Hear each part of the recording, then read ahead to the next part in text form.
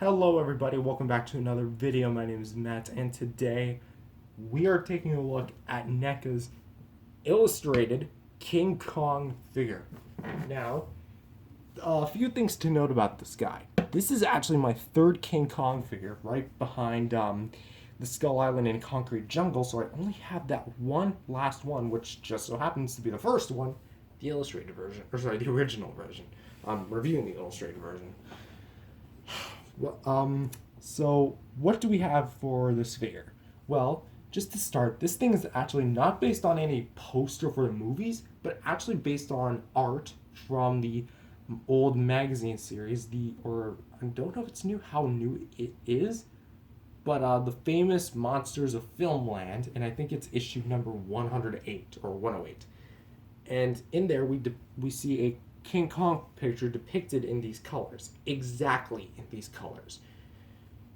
So, never thought we'd see the day where that got its own figure, but hey, here we are, and it's a pretty dang good figure.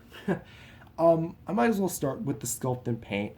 The sculpt, we already know what the sculpt is. It is the NECA King Kong. This is the second time that is reused, but this is the third time I'm taking a look at the mold. The head is based on the 1933 look, with the eyes kind of looking a little cartoony. My biggest like, I guess, about this thing is mainly the colors. You have like red, green, yellow, and I'm guessing a bit of blue, maybe somewhere around. But it kind of goes a lot on the top half, not so much on the bottom half, and then at the back, it's almost completely non-existent down the middle. It's just kind of off to the side. So I feel like there could have been more paint there. Another problem I have is actually with the teeth. The teeth from this angle look painted just fine. But when you look up, none of the teeth are painted. In fact, it's all black. Like, why did they do this? Not to mention, here they actually painted the bottom rows of teeth. But it's not painted evenly, and it stops like right in the middle. So, why did they do this? And this isn't actually the only figure that does this. The 1956 poster version of Godzilla has the same exact problem when it comes to the bottom teeth. They just paint it, and they don't even paint the rest. So why did they do this on these two in specific? I have no idea. But at least they look pretty dang good next to each other. So, getting Godzilla out of the way here. Back to Kong. I really like what they did for the rest of the figure. It's very nicely spread out. I love the colors on this thing. It's a bit glossy, but that only makes the color pop even more. There's not really much else to say that hasn't been said already, because this is my third time taking a look at the mold. But otherwise, it's just decked out in a bunch of crazy colors. So, for articulation, you probably know what to expect, but if you don't, we have a ball joint here at the head, side to side, up and down. No articulation here at the jaw, surprisingly, at least this time. We have articulation at the shoulders, a bicep swivel. It's better to show it on this side. Double hinged elbows, just like that. Swivel hinged wrists. There you go. Ab crunch. I can crunch about. Okay, I'm looking at the legs. Just like this. Just rotate it like that. Ratchet joints for knees or legs, I guess. Here we go. So there's 3 clicks forward and there's 3 clicks back. The butt is made of a rubbery material, so it's not going to get in the way. Also, there's 5 clicks out to the side. And there's articulation at the knee. And there's also articulation at the foot, which you can also hinge it up and down. So for articulation, or as far as articulation goes, this thing is sweet, honestly. Let's actually get Kong back in the neutral position here. There we go. But what type of stuff does he come with? Well, compared to the Skull Island and Concrete Jungle, he is very lackluster. But first, he does come with his own alternate head, which is in my opinion, the better painted of the two because they actually painted the teeth fully. Also, they added like little things on the tongue, which is very cool to see. Um, so yeah, he also has, I think, better eyes on this one than the original. But basically, to alternate, you just want to pop off the head joint like this. Come on, pop. There you go.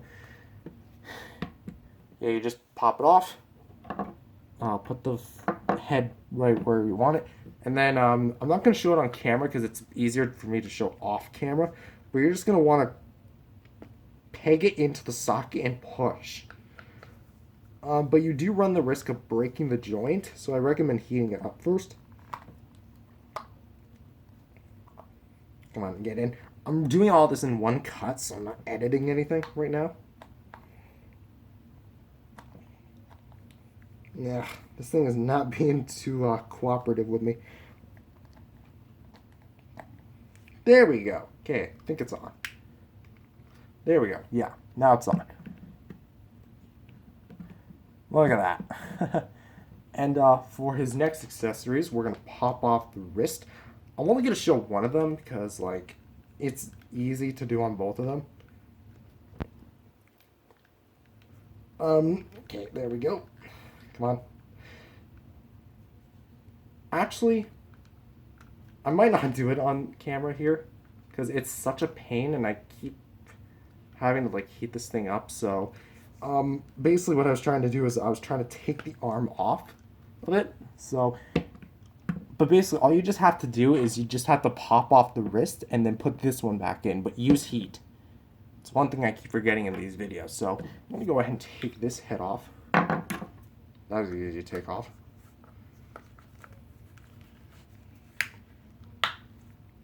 That one's easy to put back on. So, back to normal. So, for size, I know you're going to have some NECA Godzillas to pair this thing with. So, here he is with his, what in my opinion is the best Godzilla to pair up with this Kong. The 1956 poster version from Godzilla King of the Monsters 56. And I know they don't scale at all. In fact, Godzilla is supposed to be the naturally taller one of the two. But, like, in terms of displaying these two together, I think these two are really well put. Not to mention, like,